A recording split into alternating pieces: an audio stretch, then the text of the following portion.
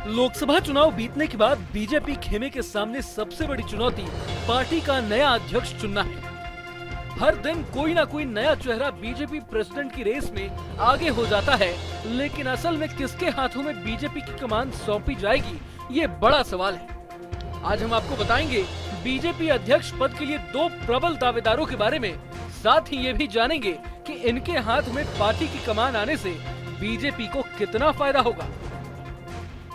2014, 2019 और 2024 तीनों ही बार पीएम मोदी के नेतृत्व में एनडीए की सरकार बनने में एक बात कॉमन रही, वो ये है कि हर बार सरकार बनने के बाद उस वक्त के बीजेपी अध्यक्ष को कैबिनेट मंत्री बना दिया गया। इस बार भी जेपी नड्डा को केंद्रीय मंत्री बनाया गया है। हालांकि जेपी नड्डा का कार्यकाल पहले ही खत्म हो चुका था, लेकिन चुनाव के चलते उन्हें 6 महीने का एक्सटेंशन मिला था। ऐसे में अब बीजेपी प्रेसिडेंट की कुर्सी खाली हो गई है।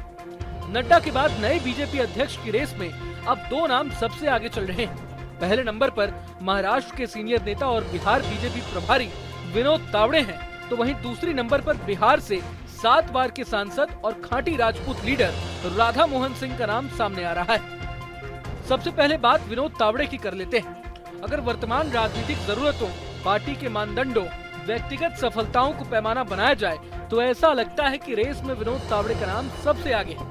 चूंकि महाराष्ट्र में विधानसभा चुनाव सिर पर हैं और लोकसभा चुनाव में एनडीए की जो दुर्गति हुई है, ऐसे में माना जा रहा है कि मराठा समुदाय को साधने के लिए विनोद तावड़े को नया अध्यक्ष बनाया जा सकता है। जानकारों का तो मानना है कि पिछड़े समाज से आने वाले विनोद तावड़े बीजेपी के हालिया मानदंडों पर खड़े उतरे हैं। तावड़े ने संगठन में भी खुद को साबित किया है। बिहार प्रभारी के रूप में भी उन्होंने बेहतर काम किया है। साथ ही संघ परिवार से नजदीकियां तावड़े के फेवर में जा सकती हैं। विनोद तावड़े के बाद बिहार से 7 बार के सांसद राधा मोहन सिंह का नाम प्रबल दावेदारों में से भी एक माना जा रहा है। इसके पीछे कई वजह बताए जा रहे हैं। दरअसल इस बार नरेंद्र मोदी की अगुवाई में बनी एनडीए सरकार में बिहार से 8 मंत्री बनाए गए, लेकिन इसमें राजपूत समाज से एक भी मंत्री नहीं है। माना जा रहा है कि इस बात को लेकर बिहार के राजपूत समाज में काफी नाराजगी है। इसके अलावा इस बार के लोकसभा चुनाव में भी देश भर में राजपूत समाज बीजेपी के प्रति नाराजगी दिखा चुकी है। ऐसे में हो सकता है कि राजपूतों की नाराजगी दूर करने के लिए बीजेपी राधा मोहन सिंह को अगला राष्ट्रीय अध्यक्ष बना सकती है। हालांकि जानकारों का मानना है कि बीजेपी का नया अध्यक्ष चुनने की प्रक्रिया में 6 महीने भी लग सकते हैं, लिहाजा अभी कार्यकारी अध्यक्ष की नियुक्ति पहले की जाएगी। चूँकि नड्डा जी केंद्रीय मंत्री बन गए हैं, इसलिए अब पार्टी को नया अध्यक्ष चुनना पड़ सकता है। भले ही इस समय वो नड्डा जी के साथ में कार्यकारी अध्यक्ष के रूप में किसी की नियुक्ति करें या संसदीय और नया अध्यक्ष बनाए। जो इस संगठन चुनाव की प्रक्रिया में लगभग 6 माह का समय लगता है।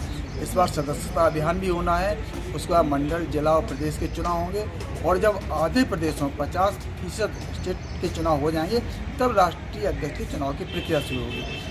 तो कई बार ऐसा होता है पार्टी संगठन की जरूरतों के अनुसार तय करती है। हमने देखा है कि पार्टी अपने संगठन से ही नया अध्यक्ष चुनती है जब कोई नेता सरकार में चला जाता है। जब अमित शाह सरकार, जब राजनाथ सिंह सरकार में गए तो महासचिव थे अमित शाह, उनको अध्यक्ष चुना। जब अमित शाह सरकार में गए तब महासचिव थे जेपी नड्डा, उनको अध्यक्ष चुना।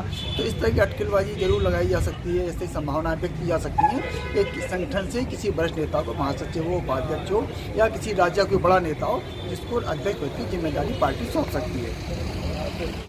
वहीं बीजेपी अध्यक्ष को लेकर सुनील बंसल, अनुराग ठाकुर, सुकांता मजूमदार का भी नाम सुर्खियों में है। हालांकि फैसला किसके हक में जाएगा ये तो वक्त ही बताएगा। अगर आपको ये वीडियो पसंद आए तो लाइक करें और चैनल को सब्सक्राइब करें। वहीं तमाम बड़ी खबरों के लिए देखते रहें न्यूज़ नेशन।